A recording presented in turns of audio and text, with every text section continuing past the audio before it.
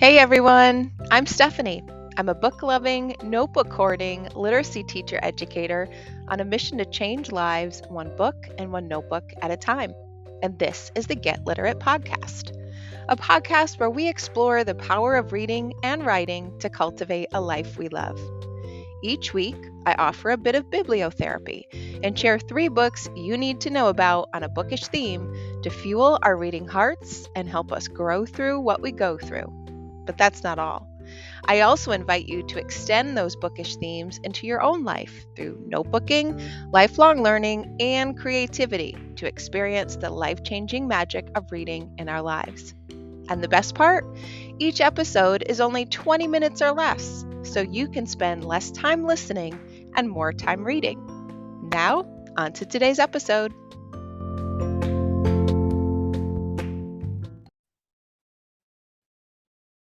Hello, everyone, and welcome to episode 7 of the Get Literate podcast.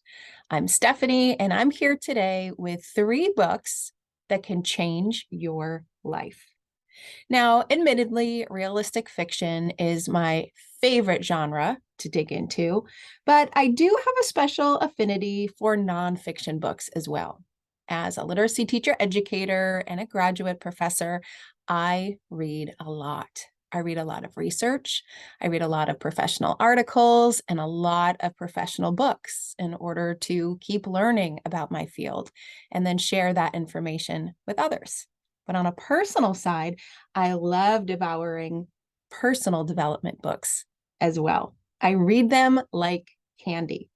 And I'm an active reader with them as well. I'm writing in the margins. I've got sticky notes and sticky flags everywhere. I'm highlighting and pulling out quotes for my quote notebook. And I'm basically just trying to lift out those little lessons, those little nuggets that can make me be a better person. I'm on a quest to be healthier, to have a better sense of well-being, to have stronger relationships and friendships, to get more creative, to get more knowledgeable about how the world works. And books help us do that, right? There's not an app for that. There's a book for that. And so today I want to share 3 books that not only can change your life, but I truly believe that they have changed mine. Now, I had a laundry list of books to choose from. So I'm going to share what I believe are my current top 3 books, but I'm definitely going to give you some runner-up titles to consider as well. So first up, the very first book that I think can change your life because it has changed mine is Everything is Figureoutable by Marie Forleo. Now, I love all things Marie Forleo. I listen to her podcast, I devour her blog posts, and I love her Marie TV. I first saw her when she was working with Oprah and have been a fan ever since. Now, the great thing about Everything is Figureoutable is that I happened upon the book at the exact time that I needed it, right? It was definitely book serendipity. And it was after a couple of weeks of just kind of being in a rut or being in a slump and not really feeling the greatest. I needed a kick in the pants, and Everything is Figureoutable gave me that kick in the pants, but in a way as if you were sitting with a best friend over a cup of coffee, giving you some advice that you likely heard before, but needed put in such a simplistic way to realize that you do actually have control over your life was pretty profound. So the whole idea behind the book, as you can tell, is everything is figureoutable. Everything. With a few guiding questions, with a little bit of backwards mapping, we can figure out where we need to go next. Now, we might not like that answer, but everything is figureoutable. And if it isn't, it's likely because it is something out of our control.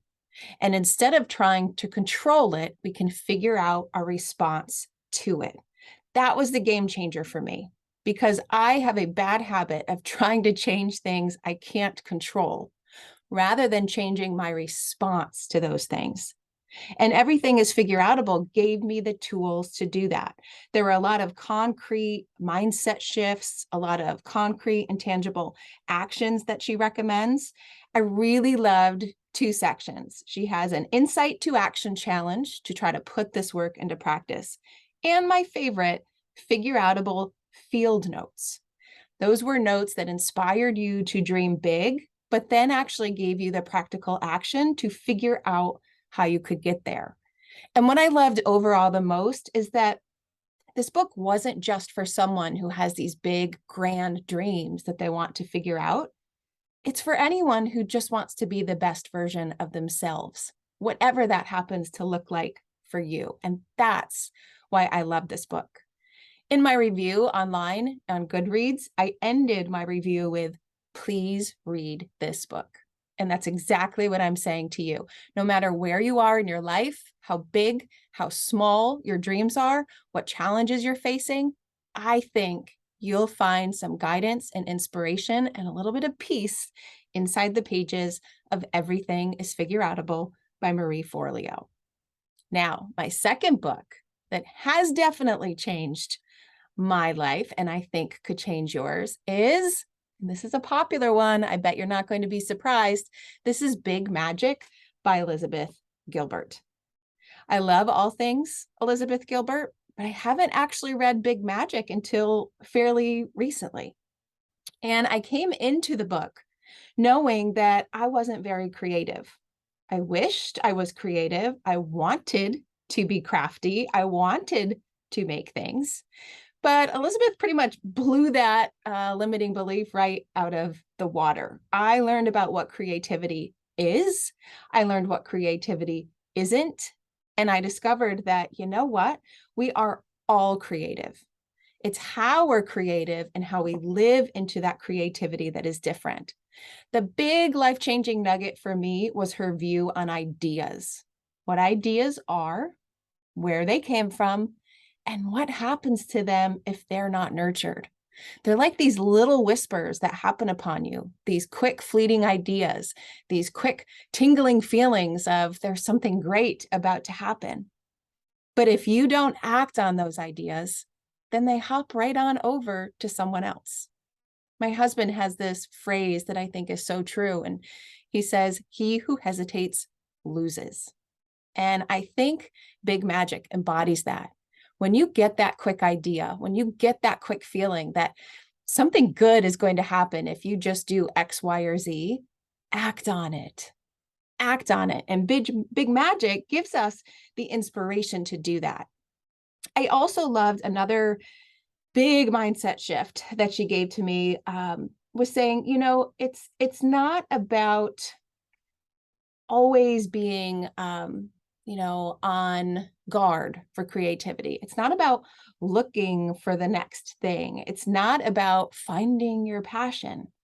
It's actually just remaining curious.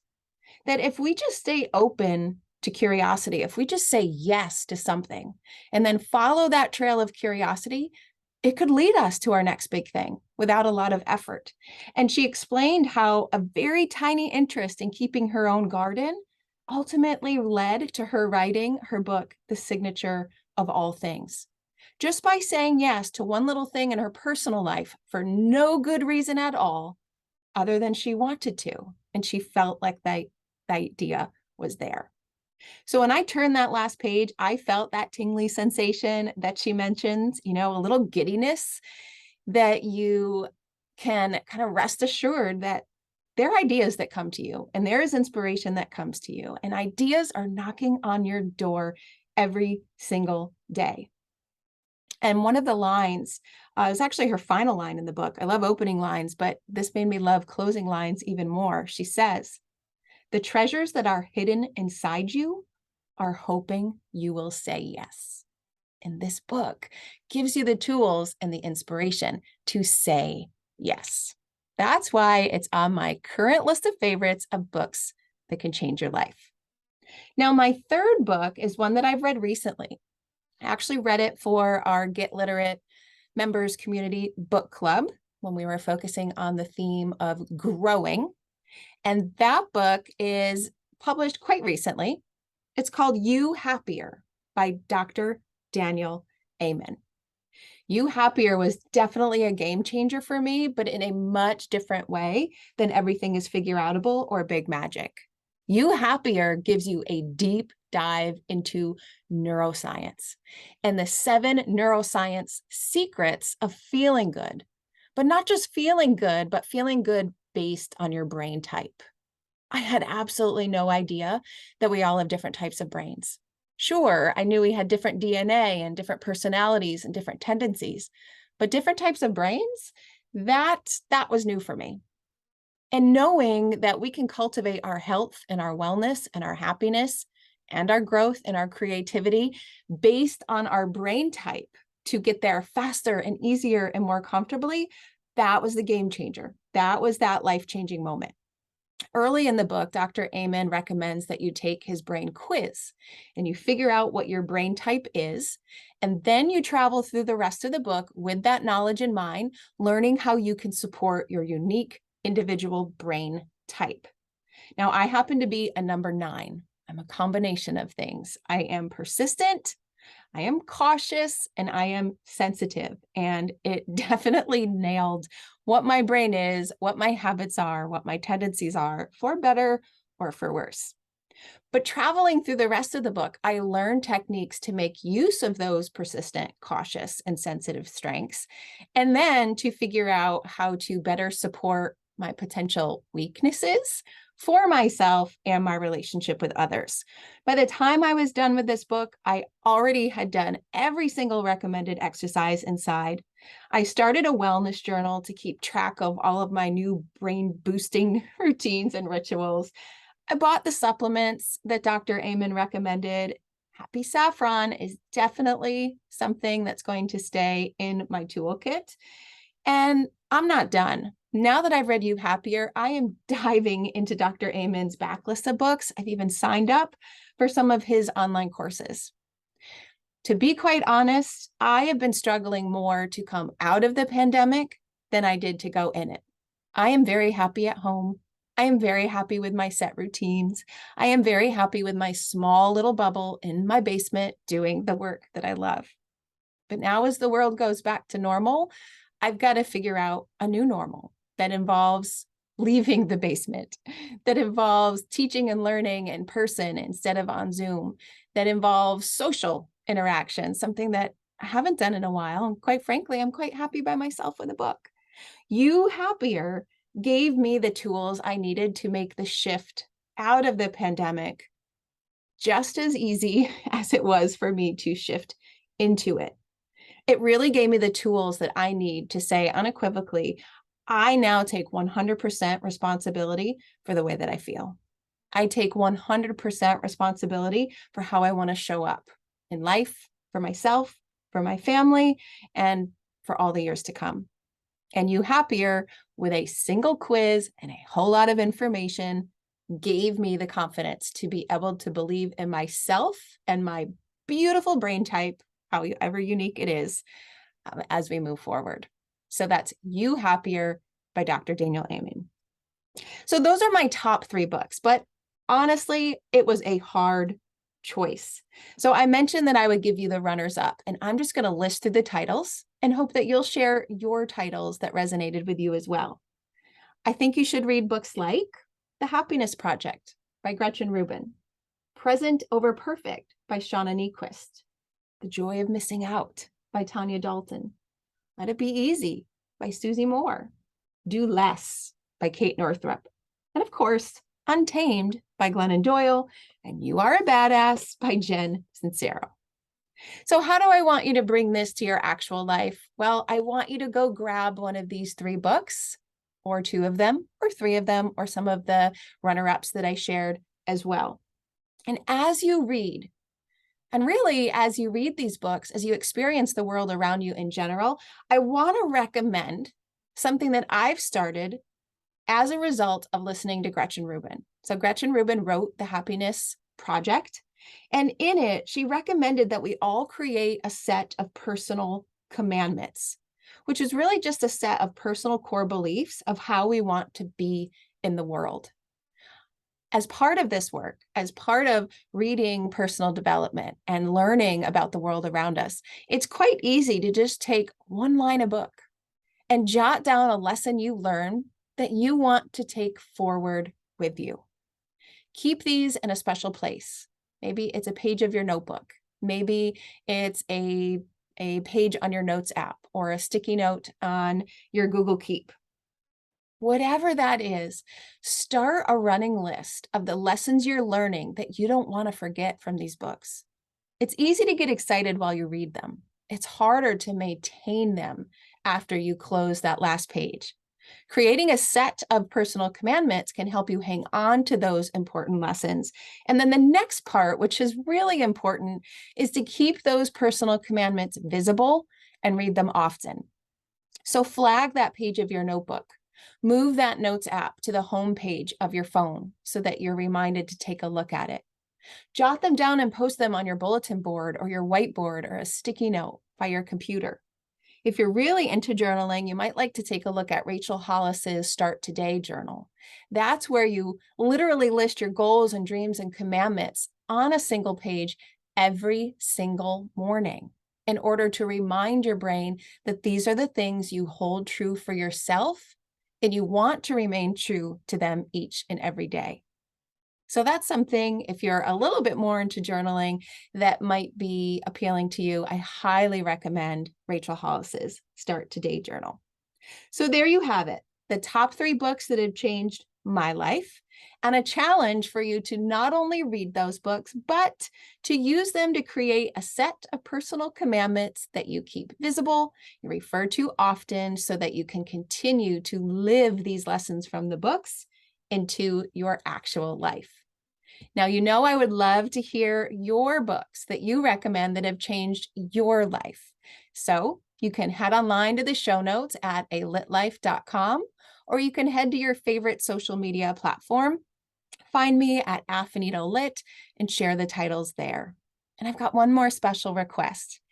If this episode resonated with you, if you know that you have found a book that you're going to read next, I'd love if you would share it with a fellow reader who you think would also benefit from hearing these titles. Take a quick screenshot of it, send it through text, post it on social media, and let's see if we can start crowdsourcing the different titles that are changing all of our lives so that we can all benefit from taking those bookish lessons and living them in real life together. I can't wait to hear the titles that you suggest, and thanks for listening. Happy reading.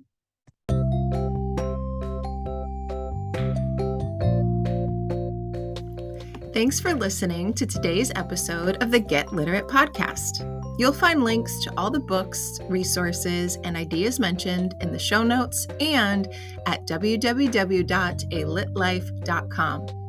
You'll also find additional inspiration for your reading and writing life there, like book lists, notebooking ideas, personalized book recommendations, and an invitation to join my Get Literate members community.